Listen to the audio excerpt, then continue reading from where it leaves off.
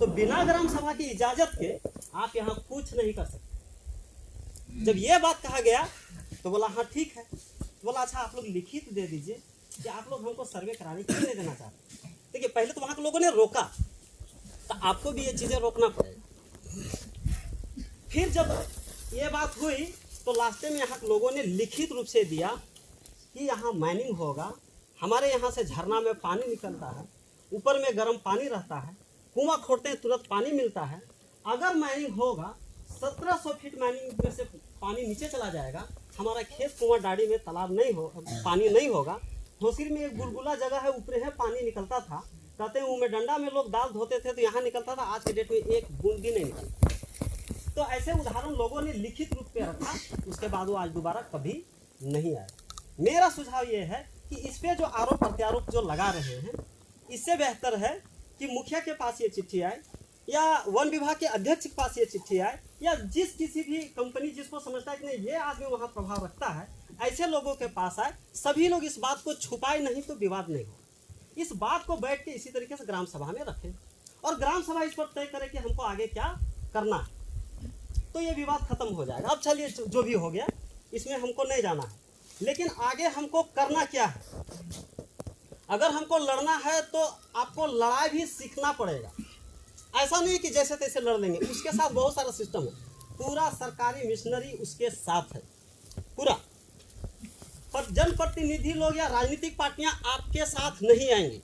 जब आपकी लड़ाई इतना मजबूत हो जाएगा तब वो मजबूरी में आपके साथ आएंगे। नहीं तो सभी राजनीतिक पार्टियों का यही मनोभाव है कि उद्योग खुलेगा, फैक्ट्री खुलेगा, हमारे कार्यकर्ताओं को ठेका मिलेगा, पट्टा मिलेगा, गांव का विकास मिलेगा, हमको थोड़ा कमीशन भी मिलेगा, तभी हम नेतागिरी करेंगे।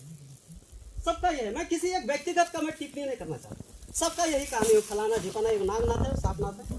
लेकिन जमीन आपका, ये जगह आपका, तो ये सोचना पड़ेगा कि अगर यहाँ माइनिंग होगा तो आपको क्या फायदा होगा, क्या नुकसान होगा, और ये आकलन करने के बाद आपको आगे बढ़ना चाहिए कि हमको क्या करना है।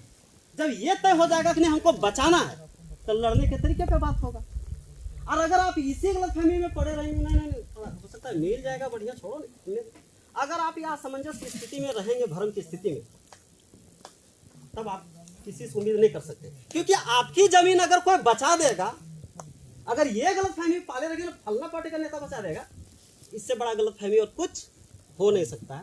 तो ये सफल आंदोलनों की जो उदाहरण है उसको देखते हुए कि आज गोंदलपुरा के लोगों ने ये तय किया और वो लोग खुद ग्राम सभा में बैठ के डिसीजन लिए और स्टेप बाय स्टेप लड़ रहे हैं। और आप लोग को जानकर ताजुब होगा कि 2 साल से ज़्यादा हो गया वो लोग निश्चित निरंतर धरना में बैठे हैं और कोई प्रतिनिधि नहीं गया, फिर भी आज वो लोग बैठे हैं और आज उनकी बात संसद तक गूंजा। तो उस तरीके को आपको भी सीखना पड़ेगा। अब ऐसा ही मीटिंग करके अगर हम मीडियाबाजी कर देंगे, हाय हेलो कर देंगे या जिंदाबाद नारेबाद कर सब कुछ कर देंगे, तो लड़ाई जीता नहीं जा सकता।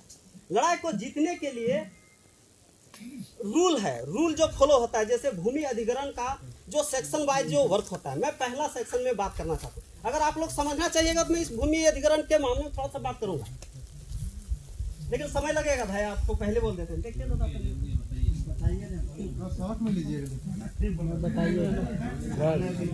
विस्तार बताइए, विस्तार मैं ये बताऊंगा कि सेक्शन 1 में कंपनी का क्या एक्शन होगा, वहां आपको क्या स्टेप लेना होगा। सेक्शन 2 में वो क्या लेगा, आपको क्या लेना होगा। Step by step, her step में अलग अलग रणनीति के साथ अलग अलग तरीके से जवाब देना पड़ेगा। अगर ये स्टेप बाय स्टेप आप उनसे नहीं लड़ पाएंगे, आप लड़ाई हार जाएंगे। इसीलिए मैं समय देने की बात कर रहा हूँ।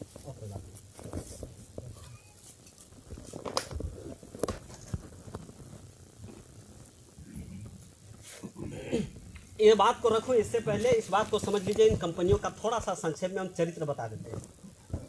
कोल ब्लॉक जब आवंटन होता है ना, 30 साल या 25 साल यही टाइम में आवंटन होता है। आवंटन जब होता है तो ये कंपनियां जैसे ही भूमि अधिग्रहण के लेके जब एमयू होता है तो ये लोग आते हैं, जमीन अधिग्रहण करने का प्रयास करते हैं। और जब इनको जो काम 30 साल में माइनिंग करना होता है, इन लोग का एस्टिमेट बना रहता है कि 1 साल में हमको इतना कोयला निकालना है, 2 साल में इतना टन निकालना है, इतना टन निकालना है, इस तरीके से बना रहता है। ये लोग क्या कहते हैं कि जमीन लेने के बाद इतना बड़ा बड़ा मशीन लगा देते हैं कि मशीन लगाने के बाद अगर 5 लेयर है तो 4 लेयर तक वो माइनिंग कर लिए धड़ाधड़, अगर उसको एक महीने में 25,000 टन निकालना है तो एक महीने में वो 50,000 टन निकाले। साल भर में हमको 1 लाख टन निकालना है तो वो 2-3 लाख टन निकाले।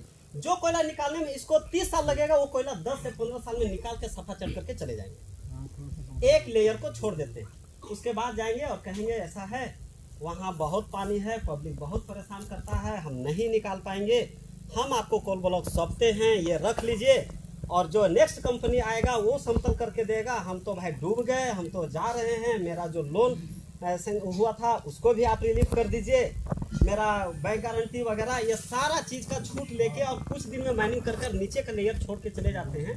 तो सोचिए कि ये लोग कई तरीके से धोखा करते हैं। पहला कि वो रॉयल्टी अगर उसको 1 लाख टन का एक महीने में देना है तो निकाल लिया 5 लाख टन, तो 1 लाख टन को 100 किया, बाकी जो कोयला बेचा है उसका सीधा रॉयल्टी का किया, हवा में बेच दिया। आप घर का हम उदाहरण देखेंगे ना तो मोटरसाइकिल में लोग कागज में, मोटरसाइकिल तो छोड़िए साइकिल में कोयला बेचे, पेपर की मैं बात कर रहा हूँ, तो चोरी बहुत तरीके से होती है। आपको वो 1 लाख टन का रॉयल्टी दे रहा है, बाकी का यहाँ टैक्स चोरी किया, कोयला भी चोरी किया, जो 30 साल में करना था वो 10 से 15 साल में कोर्ट करके चला गया, बाद में एक लेयर छोड़ दिया और जाके वो अपना सिलेंडर कर दिया, और सिलेंडर नीति के तहत वो बैंक वाला जो कर्जा लिया था वो माफ करा लिया, इधर कोयलुओ निकाल लिया, उधर समतलों नहीं किया, चारों तरीके से लूट लाट के चला जाता है। तो पहला बात आप इस गलतफहमी में रहेंगे कि कंपनी अगर आपका विकास कर देगा, ये तो आप भुला जाएंगे, लेकिन प्रभाव क्या पड़ेगा? प्रभाव ये पड़ेगा कि यहाँ जब माइनिंग होगा तो इतना सुंदर जगह में, अभी अभी घर में बैठे रहवा ने तो इतना गर्म लगता हो कि वहाँ पसीना चुगे लगता हो, लेकिन यहाँ बैठा ना पसीना साइड का तो नहीं देता। तो ये तो जंगल के साक्षात देखे था कि का पावर है। आज अगर ये जंगल है 205 से हमको लगता है 250 एकड़ से ज़्यादा नहीं होगा इस कोल ब्लॉक में रहती जमीन, इसके वजह से क्या होगा, पूरा 1400 एकड़ फॉरेस्ट लैंड का होगा, सब चला जाएगा, गरमजरुआ जमीन वो भी चला जाएगा। लेकिन आज ये जंगल से आप कितना इस्तेमाल करते हैं घर में?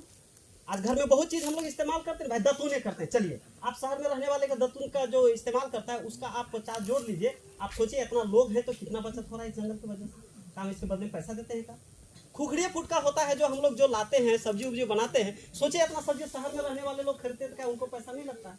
अगर आप जोड़िएगा तो ये जंगल आपके जीवन के तमाम तरह की जरूरतें को पूरा करता है। बदले में आप कुछ नहीं देते हैं, लेकिन सिर्फ 200 एकड़ आपको मुआवजा मिलेगा, बदले में सारा जंगल 1700 एकड़ बुंडू कोल ब्लॉक का सब साफ हो जाएगा। क्या गलत बोल रहे हैं क्या? लेकिन आपको क्या मिलेगा? चलिए मान लेते हैं यहाँ की जो जमीन है, यहाँ कोयला लगभग 50 करोड़ का प्रति एकड़ के हिसाब से हम लोगों ने पूरे कर्णपुरा में इस आंकड़े को निकाला। यहाँ भी ये बात है, अगर आपको देखेंगे तो आपको क्या मुआवजा दे देगा? बहुत ज्यादा लड़ाकू है तो 20 लाख दे देगा मुआवजा, इससे ज्यादा दे देगा क्या? लेकिन हमारे सामने उदाहरण देखिए तो भाई कि सीसीएल जैसी कंपनियां जिसको स्थापित करने में सरकार ने काफी सपने देखे थे, आज वहां पर क्या स्थानीय लोगों का हश्र है। तो ये तो प्राइवेट कंपनियां आपको कुछ भी नहीं देने वाली, ये तो सीधा लूट लाट के लेकर भागने वाले। तो ये जंगल तो जाएगा ही, मुआवजा में 20 लाख मिलेगा, नौकरी के नाम पे ये तो कुछ देगा नहीं। प्राइवेट कंपनियां ज्यादातर काम मशीन से होगा, तकनीक से होगा, तो आपको क्या मिलेगा? 10, 15, 20 हजार का मिलेगा। 20 हजार का मिलिए गया तो साल भर में कितना हो गया? 2,40,000। 25-30 साल के लिए माइनिंग करेगा तो कितना हो जाएगा? 72 लाख। 20 लाख मुआवजा क्या हो गया? 92 लाख। और 5-6 लाख आपको है ना, कर्मा का डांस ऑर्केस्ट्रा कर रहे हैं, चले बेटे चंदा दे देते हैं। अच्छा दुर्गा पूजा है, चलो अपनी फिर से चंदा दे देते हैं। ये सब करके जोड़ जाड़ के देख लीजिएगा 1 करोड़ रुपया भी नहीं कमा पाइए फाइनली। लेकिन आपके जमीन से उसको अगर हम बताएं पुराने आंकड़े के हिसाब से 30-40 करोड़ का आसपास उसको फायदा हो। तो विकास आपका हो रहा है कि कंपनी को हो रहा है, ये देखने वाली चीज है। फिर भी आपको लगता है कि नहीं ये विकास हो रहा है, तो आप जमीन दे दीजिए, आपकी मर्जी। लेकिन अगर आप इस जमीन को बचा रहे, देखिए जमीन एक वास्तविक संपत्ति है। आप लोग सब जानते हैं कि जहां खदान खुलता है, जहां औद्योगिक परियोजना खुलता है, मेरा बयान नहीं है, सुप्रीम कोर्ट ने कहा है कि जहां भी इस तरह का परियोजना खुलता है वहां हिंसा होता है, मर्डर होता है, यौन हिंसा होता है, बलात्कार होते हैं, वहां क्राइम होते हैं, वहां कई सारी बीमारियां फैलती है, लोग श्वास की बीमारी, एलर्जी, इन्फेक्शन, तमाम तरह के सारे बीमारियों से ग्रसित होते हैं। वहाँ में रहने वाले लोगों का जीवन स्तर नीचे आ जाता है और वहाँ ग्लोबल वार्मिंग खराब हो जाता है, पूरा पर्यावरण खराब हो जाता है, तमाम तरीके ऐसे क्षति होता है जिसकी भरपाई होता ही नहीं। गलत बोल रहे हो? अगर ये मेरा स्टेटमेंट नहीं है, सुप्रीम कोर्ट का स्टेटमेंट, मैं सुप्रीम कोर्ट की बातों को कोट कर रहा हूँ। तो ये बात है कि इन परियोजनाओं को खुलने से आपको मिलने जाना नहीं है। हाँ, आप लोग को लगता होगा कि मिल जाएगा, तो कुछ लोगों को भले मिल जाएगा, लेकिन विनाश के अलावा कुछ नहीं। लेकिन जमीन आपका अस्थायी है कि पता नहीं कई पीढ़ियों से आपके पूर्वज इस जमीन में जीते खाते आए हैं, आज भी रह रहे हैं।